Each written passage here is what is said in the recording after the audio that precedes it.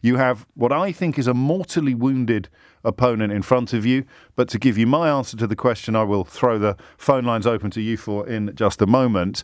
I would want him to hang around. If I was Keir Starmer, the longer he hangs around, the better. My calculation is nobody's going to forgive the party story. Whatever Sue Gray says next week, it is there in black and white, in glorious technicolor. We've seen the pictures. We've read the responses. There's probably more to come. If there's more to come, you want him to be in the top job when it comes. It's dead story. It's dead news if it comes after he's already gone. The longer he stays, the more Conservatives become stained or infected with the stench of Johnson's moral corruption. And that has to be good news for the Labour Party. That's my calculation. If you're a staunch Boris Johnson supporter, you can still imagine what it would be like to be Keir Starmer, and you can tell me what you think Keir Starmer would want. Presumably, you would want Boris Johnson to go because you think Keir Starmer should be scared of his electoral heft, of his power, of his electability. So there it is, just pulling together. And just briefly, the reasoning behind this question, which I appreciate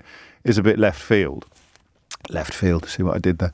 The thinking behind this question is, can we have a conversation that knits together everything that's going on rather than pick an element, pick a strand and go all in on one element of this unfolding, multifaceted political moment? And that's the best I could come up with on your behalf this morning. If you were Keir Starmer, would you want Johnson to go now or to hang on? Because we don't know if he hangs on, whether he goes later or goes not at all. He's quite the problem is you can't believe a word he says, whether he's talking about famous moments in the life of a man he wrote the biography of that he claims to have no knowledge of, or when he says, I'm determined to fight the next election as Prime Minister.